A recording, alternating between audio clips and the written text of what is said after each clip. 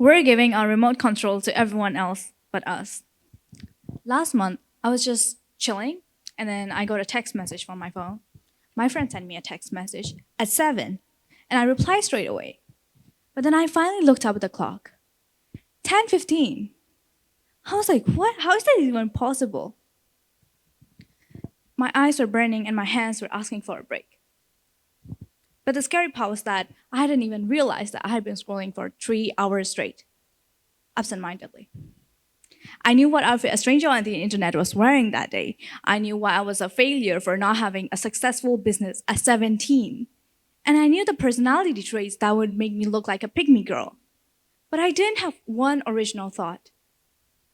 That was when it clicked to me that I had handed the remote control of my life to an algorithm.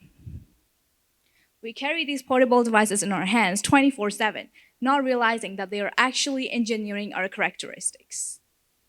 Due to the high usage of social media, we're getting influenced more than we think and more deeply than we want to admit. When was the last time you heard your own voice? As we all know, these teenage years are the most essential age for character development and identity formation. But when we allow ourselves to be influenced by every passing trend at this age, we make a dangerous trade. We might gain content, but we lose our identity. We take the expectations of strangers and wear them as our own. According to this study by Piper Sandler, US teens use an average of 4.8 hours per day. That's crazy. This is why so many of us struggle to hear our own inner voice. For the adults in the room, I acknowledge you. For the adults in the room, you might think that we're just scrolling because we're bored or lazy, but that's not always the case. Sometimes we're being engineered rather than just being bored.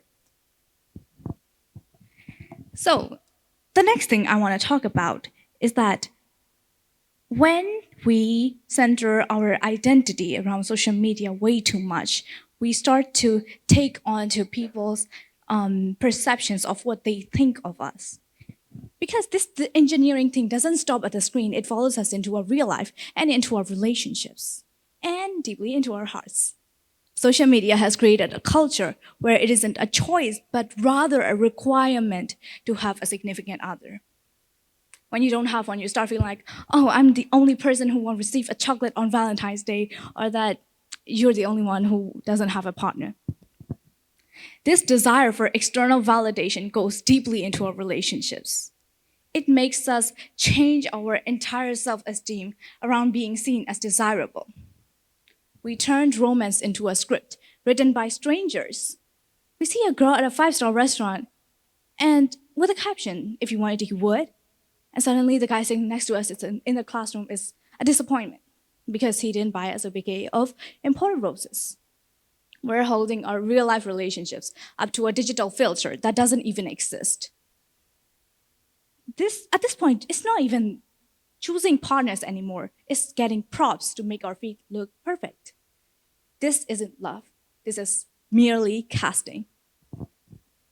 We also end up overusing these social media platforms because of peer pressure. The same thing that makes us crave attention when we see those cute couples online. Research published in the journal Frontiers in Public Health have highlighted that the social pressure to be online is overwhelming.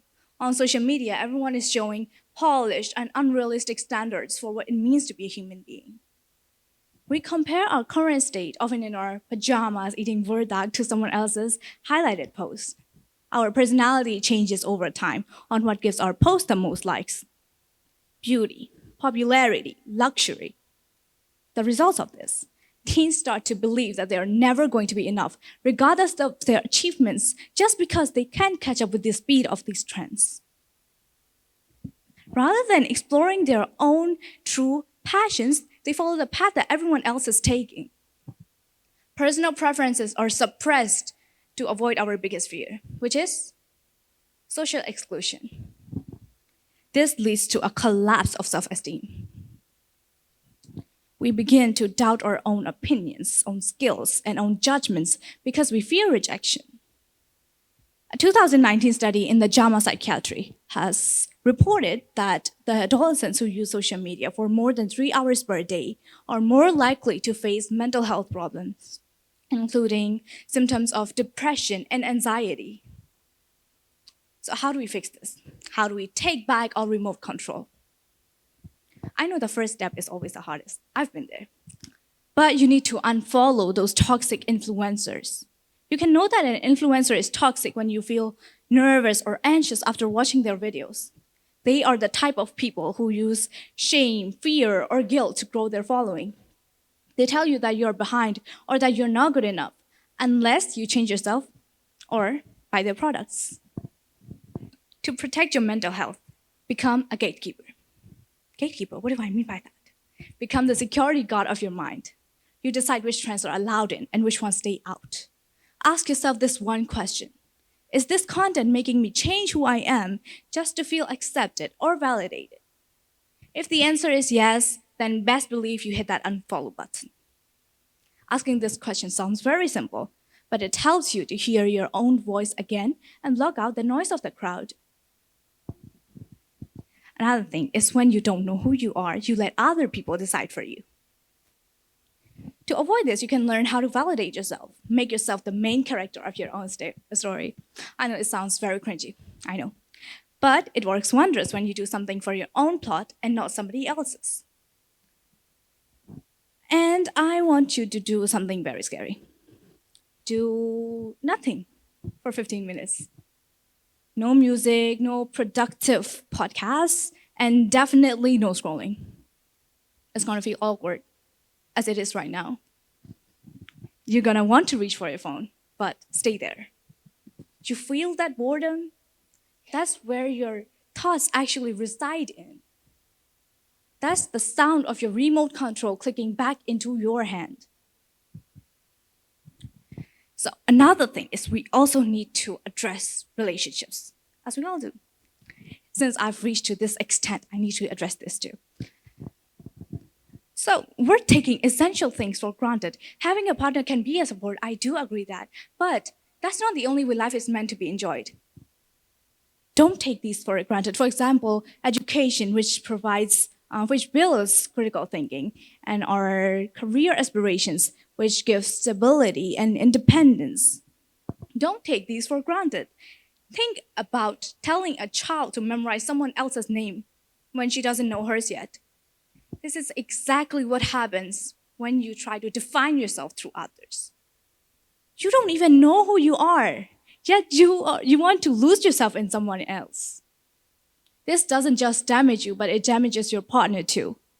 When you don't know who you are, a relationship becomes a dependency.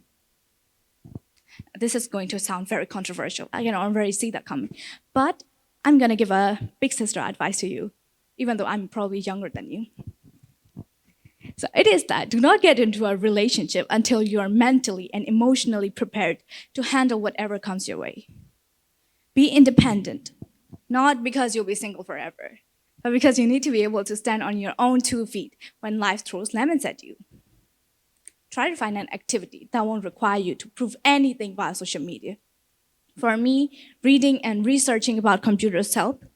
I'm saying this to sound cool, but yeah, it's my major. So focus on understanding yourself so that when you eventually enter a relationship, you bring your own identity, not a borrowed one. This is your sign to take back your remote control. Your identity is your essence of being. Without it, you're just a hollow body using a mindset that you borrowed from the world. Somewhere along the way, we unintentionally hand our identity to others, and many have reached adulthood without ever finding out what their identity actually are. I started living my life to the fullest. After finding myself, life started feeling like mine again, not controlled by the trends that will disappear overnight like this. I feel more confident, more peaceful, with more clarity in my life. And this is why screen time matters. You cannot discover yourself when you're constantly consuming other people's identities. You need to refrain the world from trying to define you. Your life is yours to design, so start acting like it. Thank you.